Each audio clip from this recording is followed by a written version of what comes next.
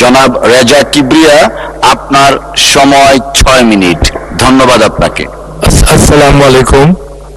প্রথমে আমি কনগ্রাচুলেট করতে চাই, আপনি এই চেয়ারে বসেছেন, আমরা সবাই খুব সন্তুষ্ট হয়েছি আপনার কাজ দেখে। আর আমি আরেকটা ধন্যবাদ দিতে চাই স্পিকার সাহেবকে, মাননীয় স্পিকার আমাদের একজন বীর মুক্তিযোদ্ধা, যে আমাদের সারা দেশের মানুষ সম্মান করে। এটা আমাদের একটা গর্বের বিষয় যে উনি আমাদের অভিভাবক হয়েছেন। আমি আল্লাহ তাআলা থেকে ধন্যবাদ দিতে চাই যেই মহান সংসদে কথা বলার সুযোগ পেয়েছি, সেখানে আমার বাবা 25 বছর আগে বক্তৃতা দিয়েছিলেন এই একই জায়গায়। আমি ধন্যবাদ জানাতে চাই আমার নবীগঞ্জ বাহুবলের জনগণকে এবং আমার প্রধানমন্ত্রীকে, আমার জন্য এই সুযোগ উনি করে দিয়েছেন। এখন এই যে একটা কঠিন পরীক্ষা দিয়ে আসলাম আমরা, আমি অনেক কথা শুনেছি জুলাই সনদ নিয়ে এবং জুলাই বিপ্লব নিয়ে, কিন্তু আমি এই কথাগুলির আন্তরিকতা আমি সন্দেহ করি। আপনারা খেয়াল করেন, এতদিনে বিপ্লবের পর এতদিনে একটা মানুষকে শাস্তি দেওয়া হয়েছে ওই খুনগুলির জন্য? একটাকে করা হয়েছে? আওয়ামী লীগের মন্ত্রীগুলি আমাদের জেলে বসে আছে, তাদেরকে নিউরেমবার্গ স্টাইল ওয়ার ক্রাইমসে একটা আন্দোলন করতে হবে আমাদেরকে, তাকে ওখানে আদালতে নিতে হবে এদেরকে, তাদের কাউকে শাস্তি দিব না আমরা। তাহলে এটা কি ধরনের শ্রদ্ধা দেখাচ্ছি আমাদের জুলাই শহীদদের জন্য? আমাদের 71-এর শহীদ, আমাদের জুলাইয়ের শহীদ, তারা দুইজনই খুব উচ্চ মানের মানুষ ছিল। আমরা তাদেরকে হারিয়েছি, কিন্তু আমাদের জ্বালাময়ী বক্তৃতা দিয়ে কোনো লাভ নাই তাদের। তাদের বিচার, তাদের আক্রমণের বিচার আমাদের দিতে হবে। তো এটা না দিলে মানুষ কোনো পাত্তা দিবে না। আমি শ্রদ্ধার সাথে জানাতে চাই যে আমার প্রধানমন্ত্রীর বাবা এবং মা, তারা যে দেশের জন্য কত বিরাট অবদান রেখেছে এটা বলা খুব কঠিন। একটা পরিবার থেকে 3 বার গণতন্ত্রকে রক্ষা করা হয়েছে, এটা কোনো ইতিহাসে, কোনো দেশের ইতিহাসে এটা নেই। এবং এই সাহসী পরিবার, আমি জাস্ট বলবো যে উনি 17 বছর পরে দেশে ফিরেছেন, একটা আরামের জীবন ছেড়ে উনি এখানে একটা ঝুঁকিপূর্ণ জীবনে আসছেন আমাদের জন্য। এই সম্মানটা আমাদের দেওয়া দরকার তারেক রহমান সাহেবকে। আর আমাদের যে এলাকার মানুষ, তাদেরকে ধন্যবাদ দিতে হবে যে ওরা ভোট দিয়ে আমাকে নির্বাচিত করেছে। এলাকার মানুষরা, সব নেতারা বিশেষ করে অনেক খেটেছে।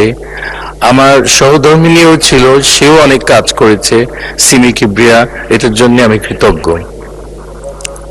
আমি কয়েকটা বিষয় নিয়ে কথা বলতে চাই, দেখি আমি সময় পাই কিনা। বড় বড় কয়েকটা প্রজেক্ট আমাদের নবীগঞ্জ বাহুবলের দরকার। মানুষের আকাঙ্ক্ষা যে বিএনপি ক্ষমতায় আসছে, তারা নিশ্চয়ই এগুলি করবে। 1 নম্বর হলো একটা 200 শয্যা, একটা মডার্ন আধুনিক একটা হাসপাতাল। আমি গিয়ে নবীগঞ্জ হাসপাতালে গিয়ে আমি খুব ডিপ্রেসড হয়ে গেছি যে মানুষগুলি সব মাটিতে শুয়ে আছে করিডোরে। এটা কি করে হয়? একটা সভ্য দেশে এটা হতে দেওয়া উচিত না। এটা খুব জরুরি। আরেকটা হলো একটা নার্সিং কলেজ। আমাদের মেয়েদের এই ফিল্ডে শিক্ষা দিলে তারা দেশে বিদেশে তারা যেতে পারবে ভালো চাকরিতে। বিদেশে গেলে শুধু না, এটা নট এনাফ। এবং আমাদের বিদেশে যাওয়ার যে ছেলেরা যেতে চায়, ওদেরকে ভালো চাকরিতে পাঠাতে হবে। শুধু বিদেশে তারা গিয়ে স্ট্রিট ক্লিনার হবে, এটা কোনো মানে হয় না। তো একটা প্রশিক্ষণ কেন্দ্র, টেকনিক্যাল ট্রেনিং কলেজ আমাদের খুব জরুরিভাবে দরকার। আমাদের রাস্তাঘাটের দুরবস্থা, এটা তো খুব সবাই জানে, প্রত্যেক সাংসদ একই সমস্যা ফেস করে। সো এটা অনেক উন্নতি করতে হবে। আমি মাননীয় মন্ত্রীকে ওনাকে বলবো, উনি যদি এই ব্যাপারে খেয়াল করতে পারেন। ফাইনালি আমি দুইটা ব্যাপারে বলতে চাই। একটা হলো যে আমার একটা সিরিয়াস একটা এপিডেমিক এর মধ্যে আছি, ড্রাগস, বিভিন্ন নাশকতার উপায় বাংলাদেশের ওই ছেলে মেয়েগুলির তারা ওদেরকে ধরা দিচ্ছে, এবং এটা আমাদের করতে হবে, কড়াভাবে দমন করতে হবে, কথায় না।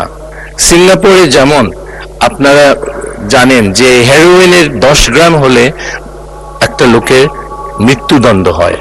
তা আমাদের ড্রাগস গুলিকে বিভিন্ন স্তরের হিসাব করে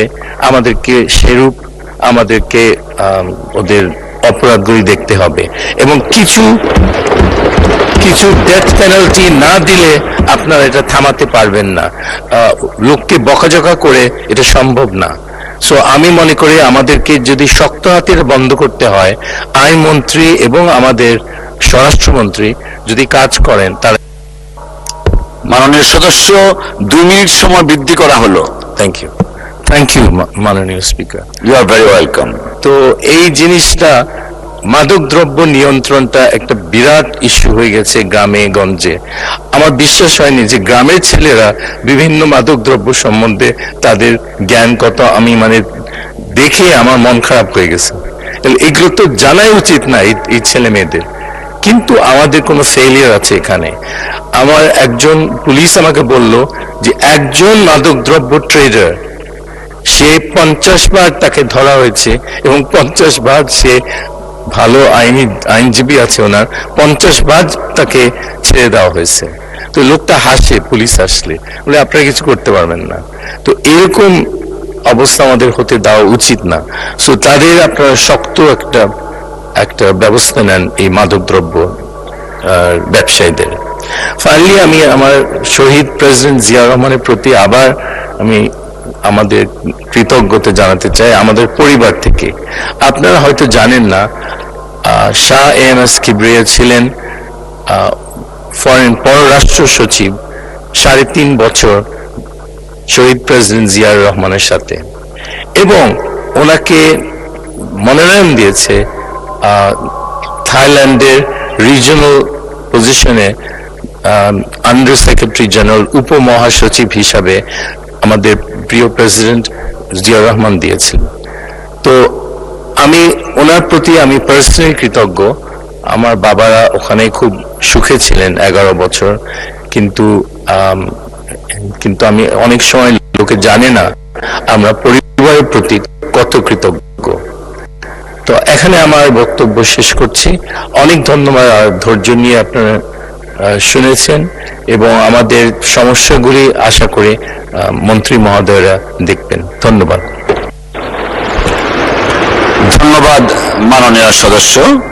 আলোচনায় অংশগ্রহণ করবেন খুলনা 6